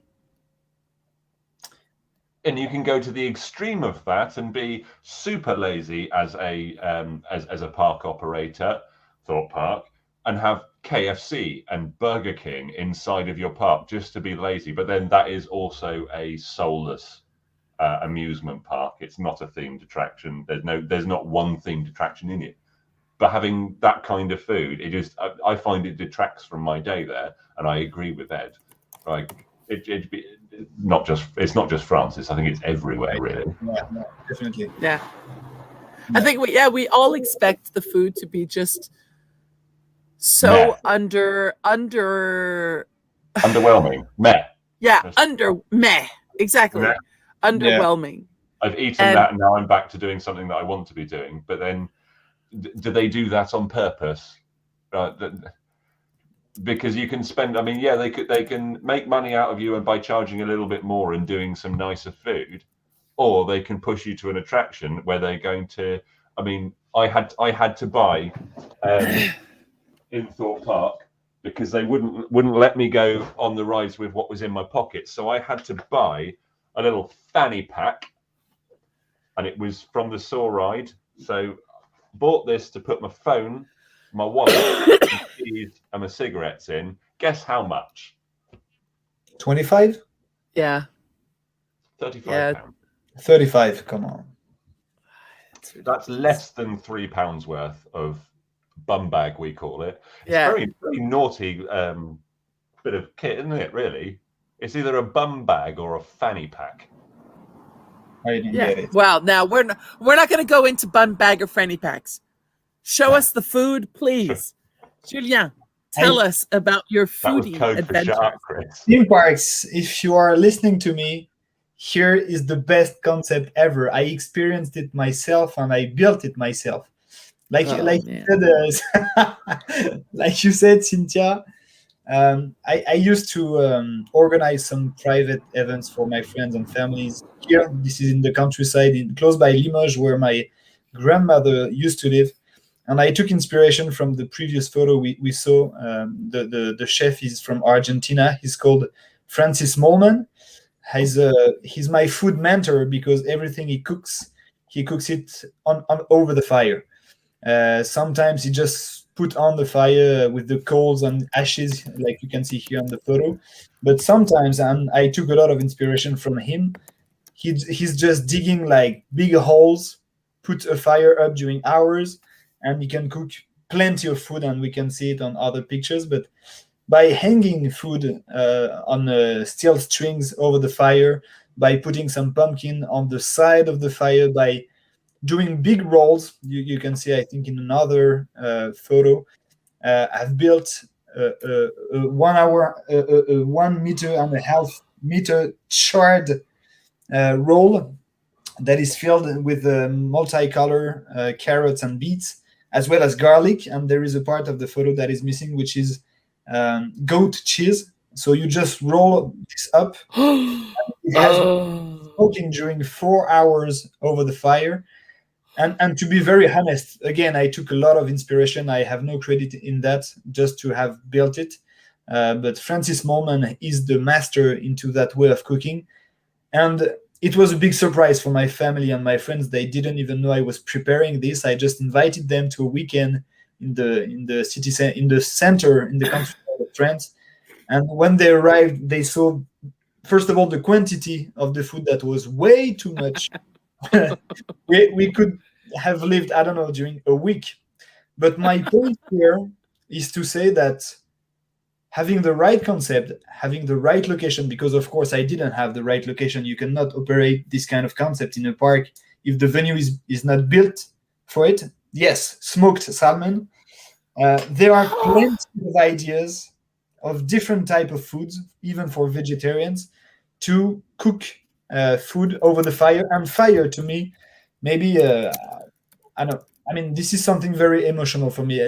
I can stay during hours in front of fire, and when it comes to integrate food close by a fire, it becomes magical because I'm just in love with food.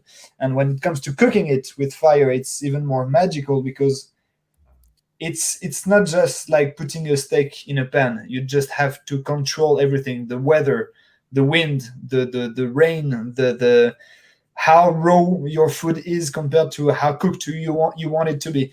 There are so many fluctuable parameters that needs to be taken into consideration, and this topic is really fascinating. I mean, I can talk about it during hours, and honestly, I agree with you, Chris. For operators, it's a nightmare to think about good quality food, but again, just think about the right concept, just think about the right people to put it into that concept, and it can work. It can definitely becomes an attraction in itself. We will not talk about immersive experience here, but I think in a journey in a theme park, having open fire cooking is very fascinating, and it could definitely enhance your visitor's journey. And there are indoor, I would say, indoor other concept which I could talk about if we switch to the pasta topic. Pasta is international, right? It's everything.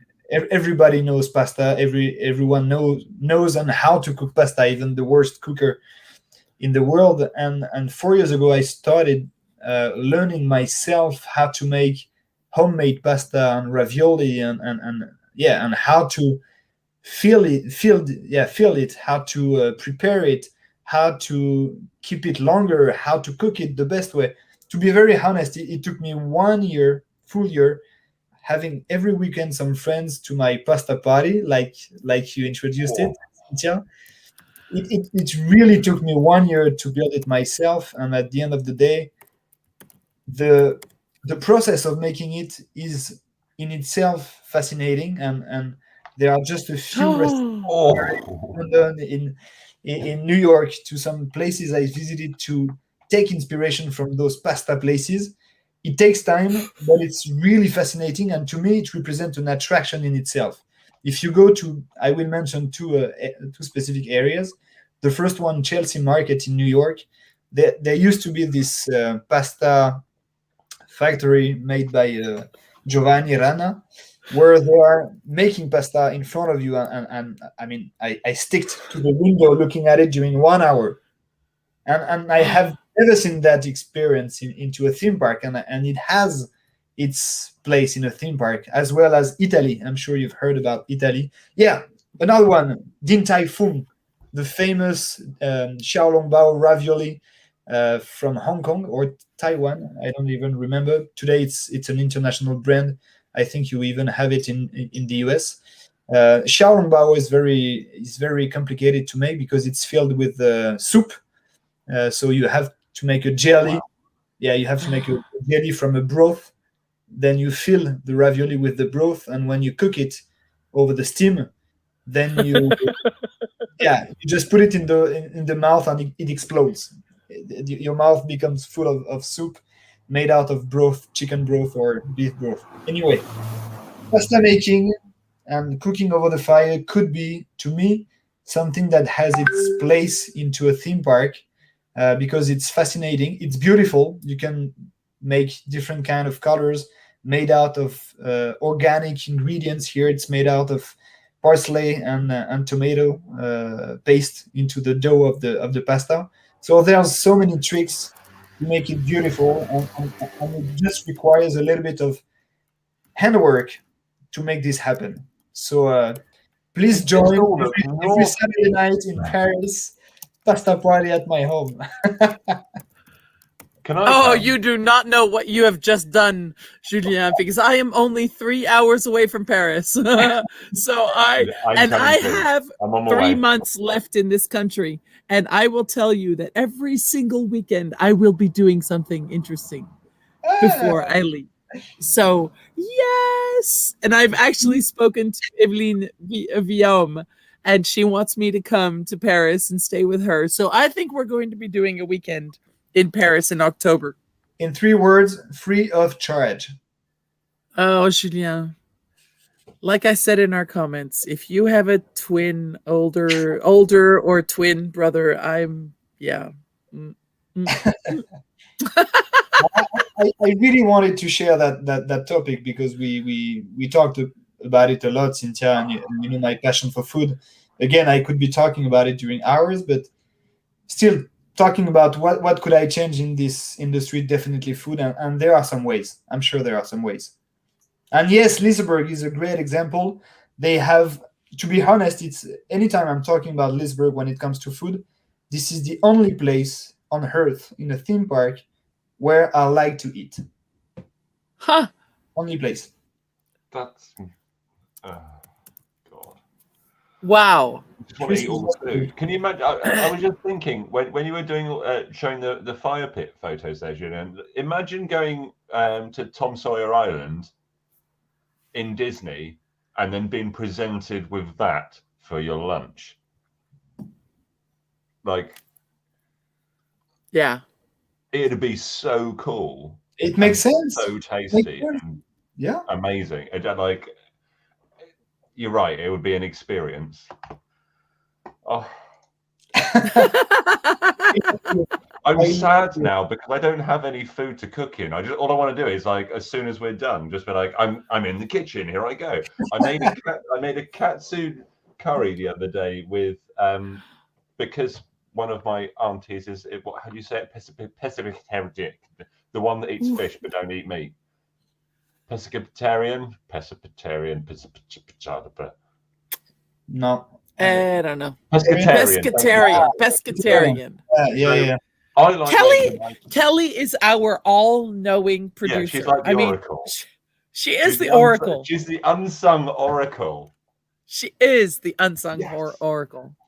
So I like making a katsu chicken curry that a lot of people that I've made it for really enjoy, and I was like, I want to make that for my aunt and uncle, but she don't eat chicken, don't eat meat. And I was like, okay, I can do it. I'll try to do it with cod. Yeah. David, I'm starving too. I did it with cod the other night for David and I it was actually, I think it was nicer. So now I'm like, that came from a recipe, Julien, and I went from a recipe and then I've changed it and I've changed it and I've changed it and I've changed it. And now I'm at the point where it's about 1,000,000 miles away from a Wagamama's katsu, but it's proper tasting and I'm really proud of it. All right. We've got right. It's so the final question. It's the final question. Ooh-la-la. Right. You were much more on tune than I was on that one, but I will put that on me having a cold. Julien, this song is called this show is called Unsung Hero. Yeah, this show is called Unsung Heroes. Did I sing now? No, you're not going to sing now. It's okay. We'll do that Sadie Oki some other time. Maybe next year. In wherever it is. I have no idea where it's going to be. So this show is called Unsung Heroes, and we all have a hero that we have had in our life, that we've met in our life, or that we've encountered, whether it's in person or not. And I would like to ask you who your unsung hero is and why. Should it be from the industry directly or no? It can be anyone who is your unsung hero. Just because the thing is that we never shout out enough to our heroes. This is the reason behind the show. There are so many people that work on these amazing attractions that we have in themed entertainment, and they don't get enough limelight because in front of them, there's someone that is more important. There's someone that has more clout or has a better position, and they don't get enough recognition of the magic that they do to contribute to the magic that we as park aficionados go and see. And so my question is who is your unsung heroes? Who made you, who contributed to be, who was your pivotal person? Who was your unsung hero that maybe you've never said even thank you to? I told him many times. No, there is one person, and he knows it. I'm not sure he speaks English, so I will say his name in French. So Jean-François Royer. He's definitely he's actually my uncle. I call him uncle, even if we don't have the same blood. He's the one who took me when I was 13 years old to this internship when he ran this sporting event company in Paris. And yeah, it's very funny because he's the one who gave me the taste of working in that industry and who invited me at 13 years old to my first Cirque du Soleil experience in Paris. And it's funny because the second time I saw a Cirque du Soleil from them was the show we talked about earlier in Mexico, Lucia. And it's funny because I was in the waiting room, having my popcorns, waiting for the show to start in Mexico alone. And you know what? I remembered, like 17 years ago, I was attending my first Cirque du Soleil show with him. And this is the moment that gave me the taste of going into that direction, into that industry. And I sent him a text telling him, Jeff, Jean-François Royer, Jeff, this is the second time after 15 years ago I'm visiting this company, this kind of circus performance. I will never and ever forever I will never forget the first moment we went together into the Paris show from them. So thank you so much. The path has been so long since then, but still I think it's very important to remember from where you come and what is the milestone you are reaching, and I know the way is still very long. So I will never be thankful enough to Jean-François Royer, I invite you to check his LinkedIn profile, Instagram, Facebook, subscribe. Can you here. spell it? Right. Can you spell it in our chat so that we can pull it up so that Sure. people can see him, see his Definitely. name and look for him? François Royer. Yes, I think you can post it. We've lost Julien. Chris, we've lost Julien. He should be here somewhere. I was literally. He said, "Never forget where you're coming from," and I was like, "Never forget where you're coming from." I was all like that for a second there. All right, so Jean-François Royer is Julien's. Hello. I lost you. You are back. Jean-François Royer, exactly. All right. He's my unsung hero. Yeah. We love unsung heroes. Thank you, Jean-François, for making Julien Call him the Jeff. person. Jeff. Thank you, Jeff, for being a pivotal person in Julien's life. That's wonderful. Thank you very much. All right. Shall we get on to our fun We're going to have to questions? smash them quick because this is going to end up being the longest episode ever. I know by it a is. mile It if we do is. this It is. slowly. But it could last for like hours and hours and hours on Yeah, end. but this is to be continued. We're going to end up having this exact, like the continuation of this conversation at a bar at some point. Julien, are you Totally. coming to Barcelona? I won't, because there is a right reason for that. I wish I could, to be very honest, but I'm gonna be farther in a few weeks. I mean, beginning of October, so I won't be able to travel at that time. But yes, I will do my best to be in Orlando if the US allows me. Boom! Yay! I'm hoping for That would to be there so too. cool. I don't know yet. Right, All right. questions. Fun questions. Julien. Only about fucking 20 minutes, half an hour late. Sorry, Mum. I know, it's crazy. Julien, chocolate or vanilla? Sorry, chocolate. Why? Why? Because I mean, there is no subject here. I mean, it's not even a topic. Chocolate.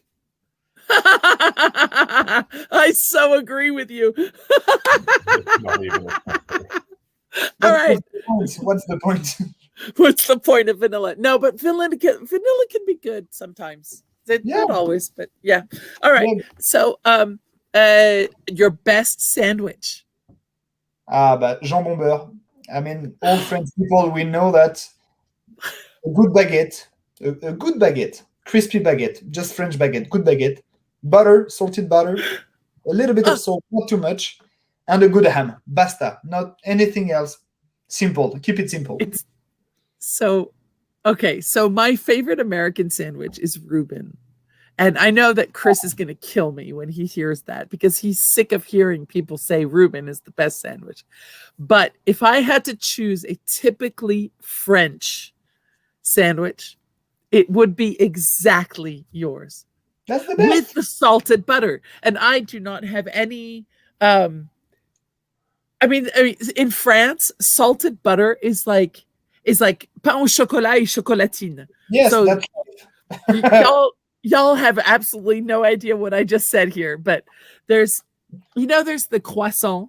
You guys all know that there's croissants, and there's this. It's like a the old croissant.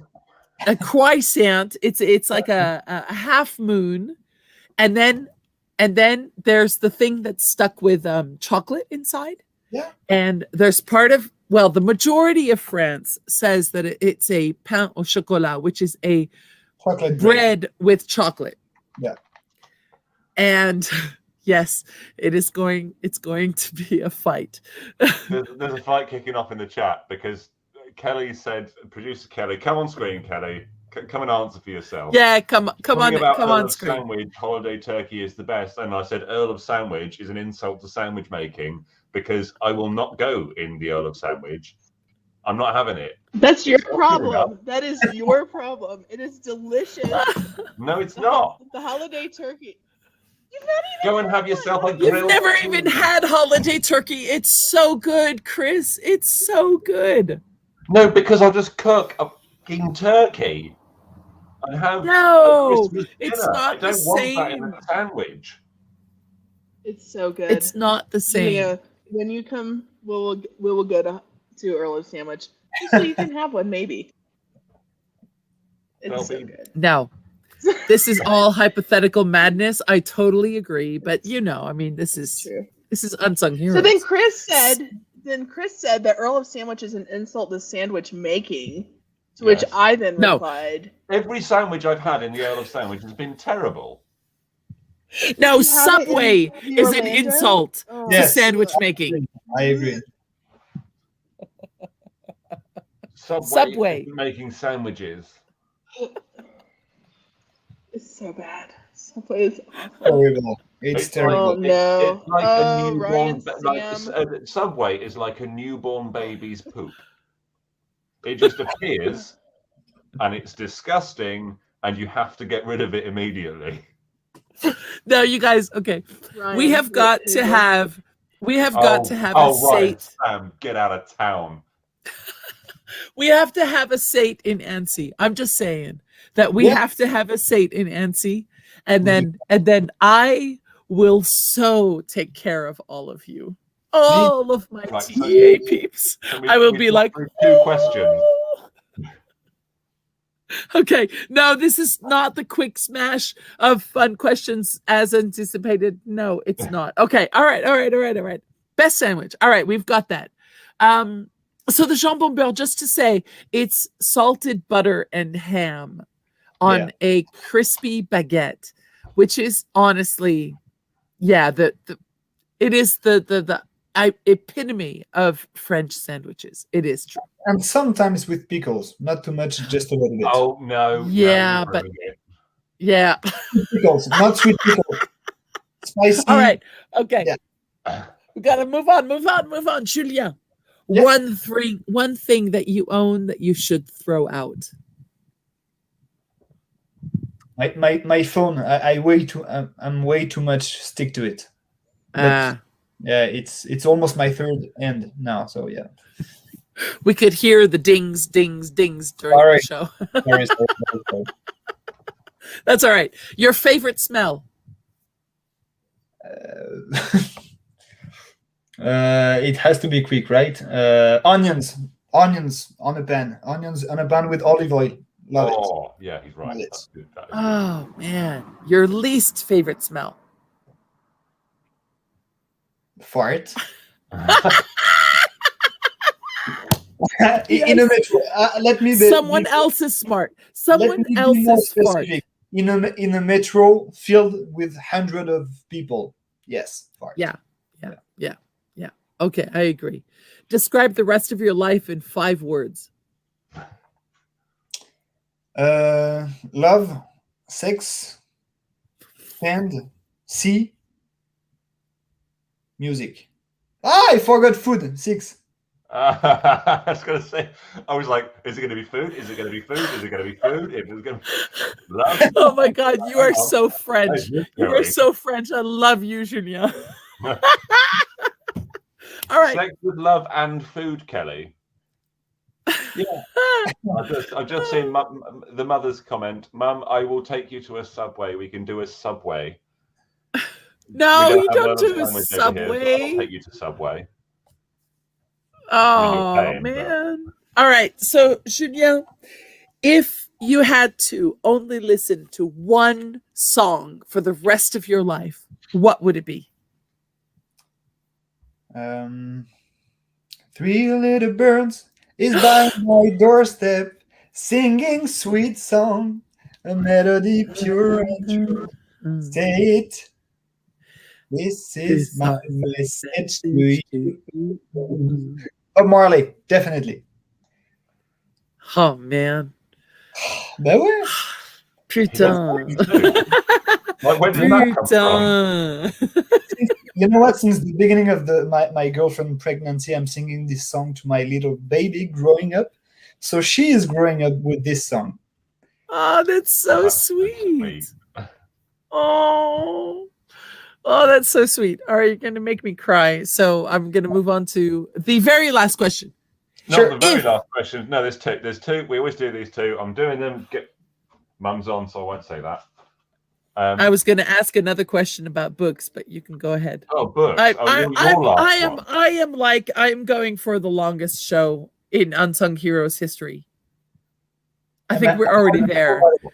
We're already there. I wanted to get his book list. Julien, if you could only read one book for the rest of your life, what would it be? It couldn't be just one, otherwise it would make no sense, but Harry Potter. Oh, I was literally just about to do this. The whole series. Yeah, that's what I'm exactly, Chris. Now we're talking. I'm gonna have to turn the camera around and show you the Harry Potter section of The Office. Are you crazy about Harry Potter? Just a little bit. Yeah, just a little bit. No, turn it back to show the wand.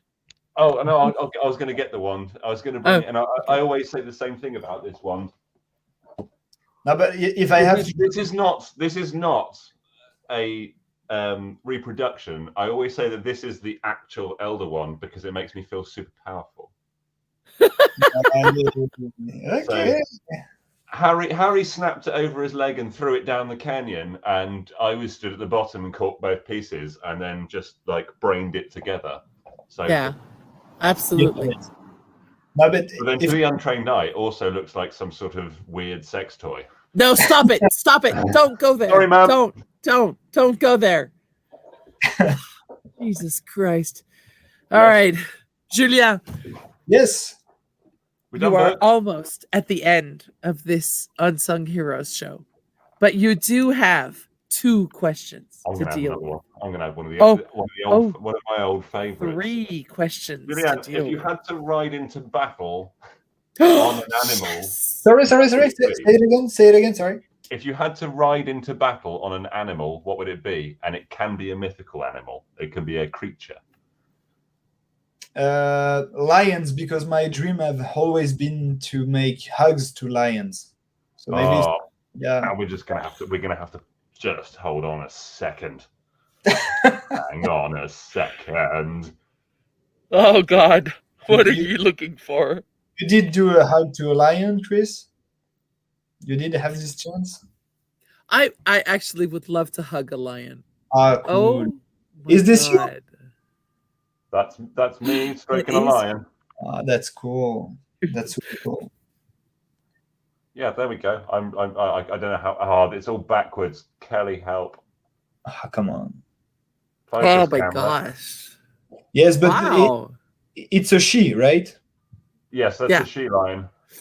So I would battle against a he. We weren't to go because they were white lions, and we weren't allowed to go to the he because the he was exceptionally aggressive, and they have so that was in a wildlife retreat in Mauritius on my honeymoon, and they have white lions there that are super rare, and because the island is so far away from anywhere, it's never had any animal diseases. So they can treat the animals on entry, make sure that they don't bring anything in, and then they're safe and well looked after. And the thing that place is really proud of is that they don't drug any of their creatures. Cool. So they're all. I mean, we did a quad bike thing, and I felt like I was Chris Pratt on a motorbike in Jurassic World with velociraptors in his thing, but it was ostriches. And we had like a crew of us with quad bikes going in a line. And I said, I'm bored. So I zipped to the front of the queue so I could make the quad bike go fast, which they told me off for. With the ostriches, I made them jump and then they ran with me. And it's like, I looked over my shoulder and one of the pictures from there has me and dear wifey at the time on the back of the quad bike with 2 ostriches off of flanking me. It was super cool. Anyway. So he's riding into battle on a lion. Aslan. Yeah, Aslan, for example. Yeah. Right. So this next question, because this is Unsung Heroes, if you could have a superpower to make your hero, what would it be and why? Flying. I would love to fly. Yeah, definitely. I recently got a drone, and I almost reached that dream. So yeah, flying definitely. I've got a drone too, and do you not get a bit scared with it when you like it goes to? I can't even see it. Yeah, it's There's fine. a lot of money flying somewhere above me, and I can't even see it. I just fly it from here. It's just magical. Cynthia, what are you doing? That's my voice. I'm terrified. Nothing. I've done nothing. I have done nothing. This is like. Anyway, right. Moving on. Flying. We're going to say finally we are here. We're at the final question. If you had to wear a big hat or a little hat for the rest of your life, which one would you choose? These are the hats. Let's go to the big one. What's the big one? What's the score now, Sarah? What is the score? Everyone would pick the big hat. Hey, I do look fabulous in the little hat photo. Nah, the big one is. I think you look fabulous in the little hat photo. I like the little hat. It's way much better with the big one. It's almost having a bag with you. You can put stuff in it. It's way much more convenient. Unsung Heroes exclusive. You know what? You can put your sandwich, you can put your wand, you can put your beer, you can put whatever you want. 14. Yeah, put whatever you want in that big hat. I'm sorry, not everything fits in that big hat. I'm looking at, useful things to put in that big hat. And no, it doesn't work. Lynn has a very good comment. Neither I don't wear hats ever. Right. That's right. You know what, Lynn? I totally agree with you because I do not have a hat head. And I cannot. Wow. Everyone, like the majority, wants the big hat. No, but do you guys realize that you have to wear the big hat even when you're having sex? I mean, do you realize this? Yes. I mean, the little hat is an acquired taste. Yeah. I mean, the idea was when we coined this idea of big hat, little hat, is stealing it from a TV show in England that I very much like, as I steal all of the hypothetical questions from as well. And they've got a tiny little top hat and a big old top hat that's crazy big. That's the biggest top hat I could find and the smallest hat I could find. And it's supposed to be quite similar in their thing, but I'm like, never mind. I like the naughty sequin covered red cowboy hat. So I picked the one.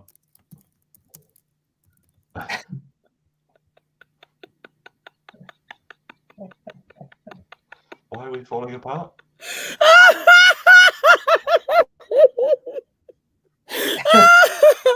Because of Julien's. Yeah.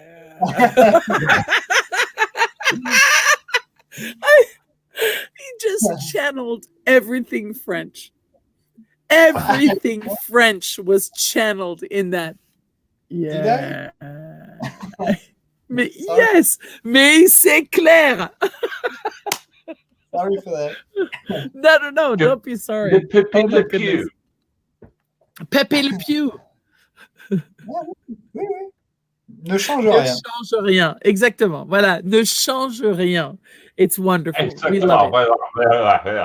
Tresbian.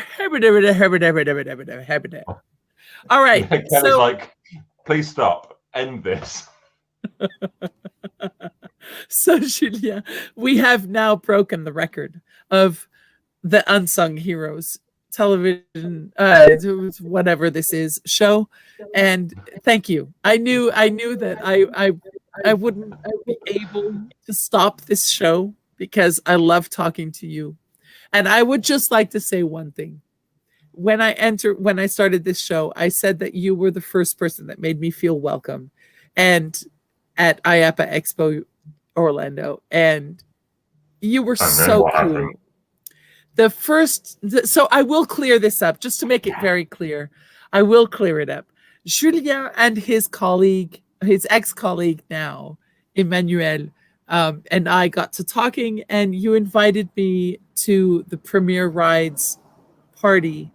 You didn't know who I was, and you just thought I was cool, and I thought you were cool, and you just said, come with us. And I really appreciated that.